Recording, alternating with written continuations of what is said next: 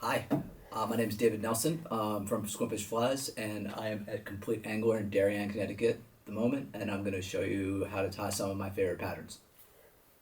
So I'm going to be tying a streamer fly and a shank. It's going to end up being a bit smaller than this, but this is basically the shape. The materials we're going to be using today are an albino peacock eye feather. We're also going to be using some of the hurl stripped off the feather. We're going to be using some wispy bird fur as a tail. And then we're going to be finishing the front of the fly with a little bit of laser dub and Latera's magnum dubbing. It's a pretty simple fly. Everything at the front gets coated with a little Flex Seal at the front. What it does is it makes a almost impassable thing for the water to go through. So instead of going through the fly, it hits the front of the fly and then goes around the fly and kicks all the fibers and makes the the fly swim a little better. So here we go. It should be quick. We're all ready. It's a shank fly, so we're going to have to tie on a piece of wire to affix a stinger hook to. So I like to use 30-pound fire line for the stinger hook attachment. Just a piece doubled up.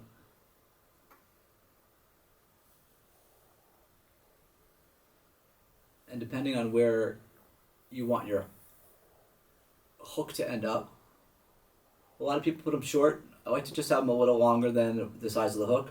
So the hook's going to be ending up back out there. So I'll end up with like a 3.5, 4 inch fly.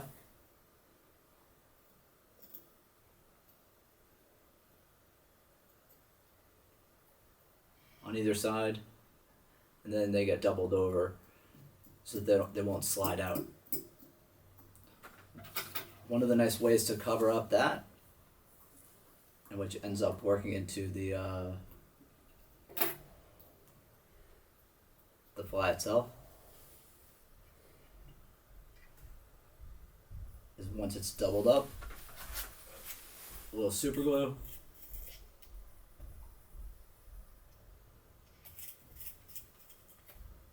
And then some flat braid covers up that and also gives you a tag if you were inclined to use something like chartreuse to make a hot spot. Kind of like what I did with this one here. Did a little chartreuse hot spot. I'm just choosing with silver because this is going to be kind of like just a white natural bait fish. So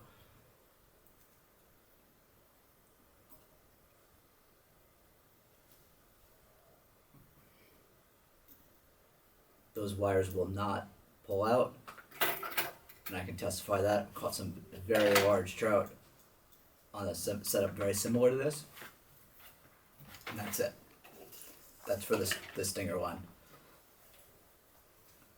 You can use a little bucktail here, you can use a little squimpish hair here, but you're looking just basically for a short little clump of hair to support all that soft, wispy stuff that we all like for wiggling tails.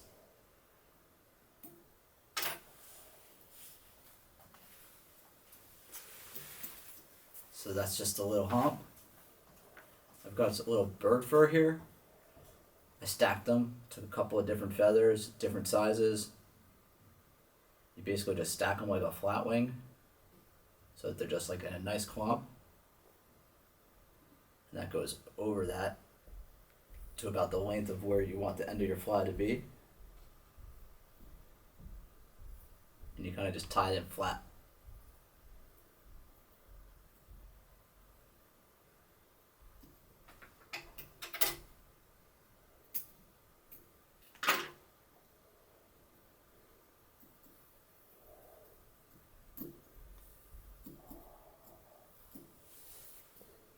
So that's the tail section.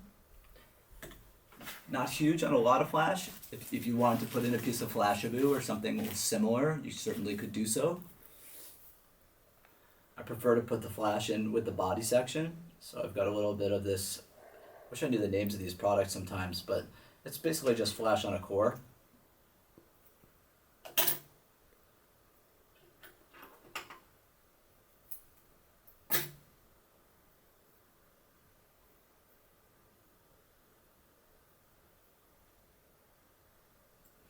And this is literally just to fill up a little space before we do the next collar at the front, which will make the shape of the fly.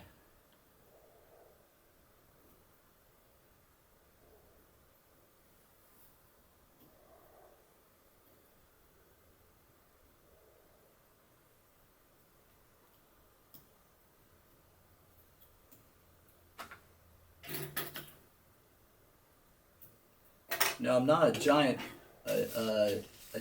weight guy. Like, I'm not looking for this fly to like drop like a stone, but with the natural materials that are in the fly, you do want a little something to offset it. So I use a little light nickel dumbbell. I put it way back in the front so it gets buried in the collar. It's not visible, and it's a purely functioning thing.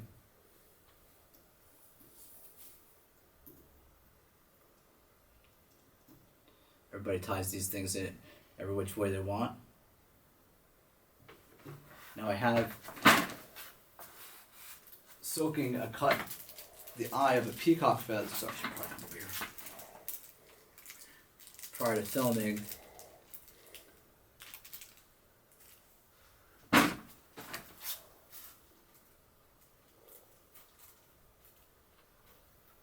I cut the eye of a peacock feather. And basically you just tie it in like a soft tackle. You find the tip. The soaking softens the stem so it doesn't split when you wind it.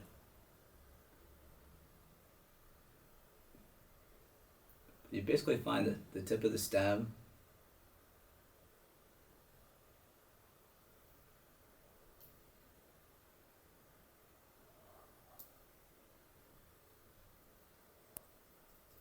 Tie it in. And then it's like literally like folding a soft tackle. Stroke all the fibers to the back.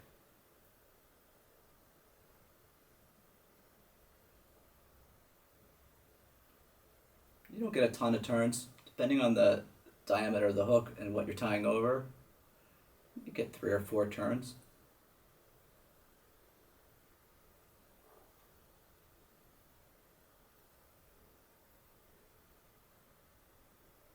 What it does is it gives a nice airy shape, and once that stuff lays down, you can kind of see the flash poking through.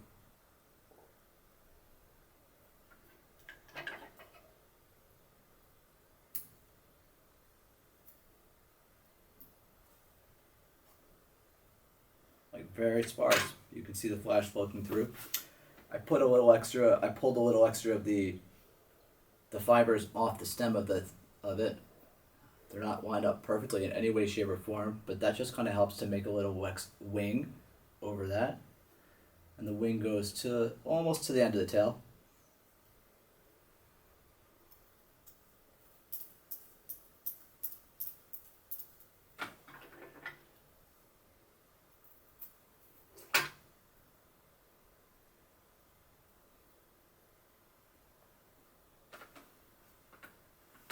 And then the last section is we do a little laser dub. We've got white,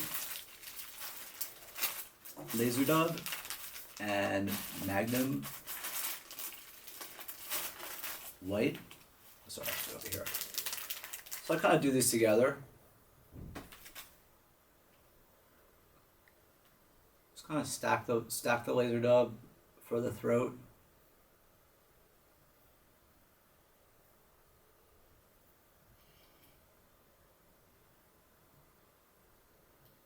We'll probably do 2 tie-ins of this stuff. So the first one just goes straight back around and covers the dumbbell. And then if you split the stuff that's going forward and push half to either side and bring it back,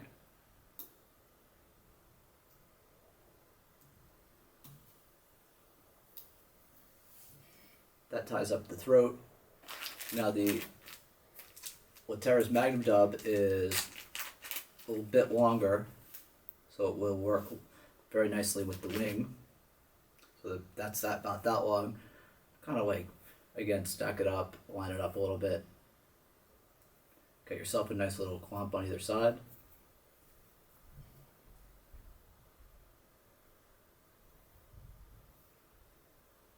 kind of do the same thing. The main part goes back over the wing. And then the second part kind of gets split in half. Goes around sides.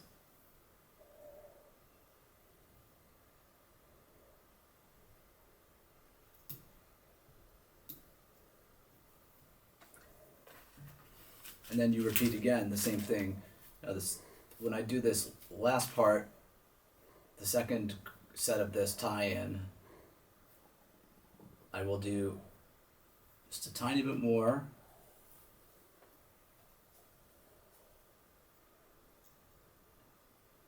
And I will leave it going forward. And then I'll do the same thing with the lateras.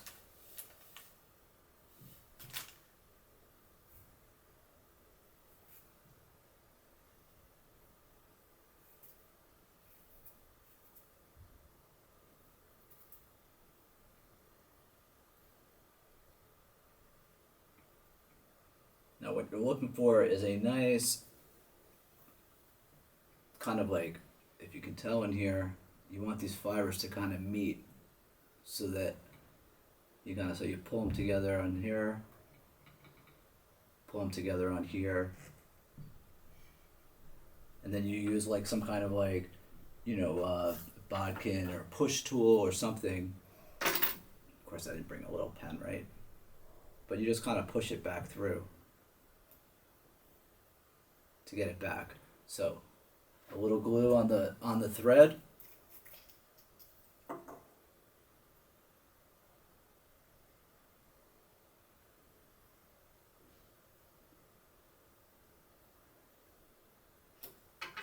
That's not going anywhere. That's just bonded in.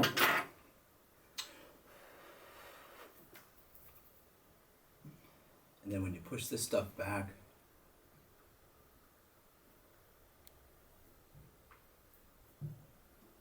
you get really nice coverage of the front. There's no more thread wraps to do at the front of the fly. You can kind of brush this stuff out a little bit. Make it nice. Everything comes together good. The dumbbells are nice and covered up, so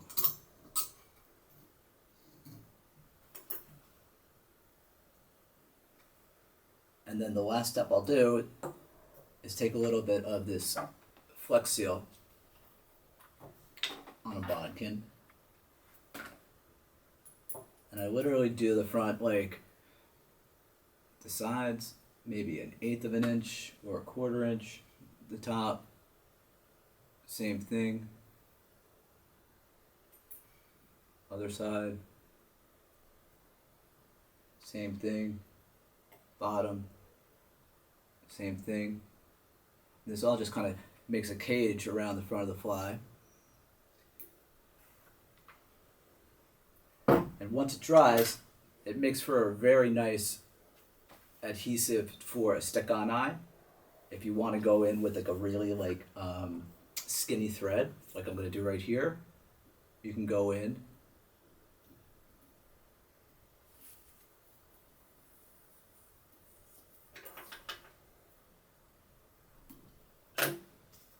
And you can put on a couple of jungle cock nails.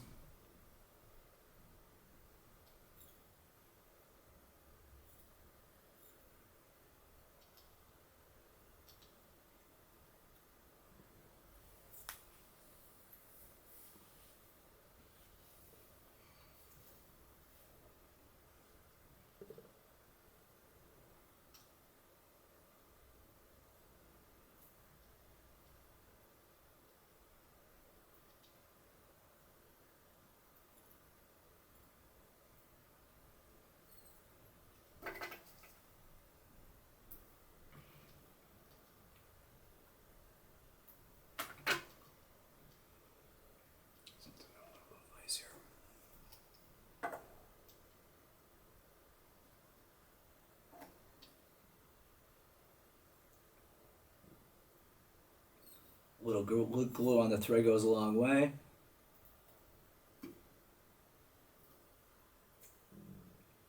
Basically, just do like a little half hitch till the thread breaks, and then super glue on either bottom and your thread wraps.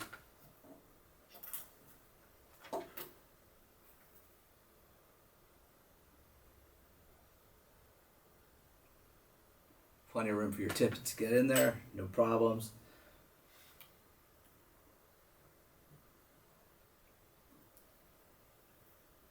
Simple, elegant, totally fishy, very wiggly. What happens is the current hits the front and pushes over the back. You get a lot of wiggle on the fly. When it's wet, it makes a nice beige fish shape. It's a little short in the belly. You got little hints of flash coming through, so the fish are seeing from the bottom. Maybe you're gonna get a little bit of that light color, and if it's fish, the fly will swim true. You could rig this with the hook tilted up or down, because we have the dumbbell eyes on the bottom of the fly, more material on the top, so that that fly will swim and keel perfectly.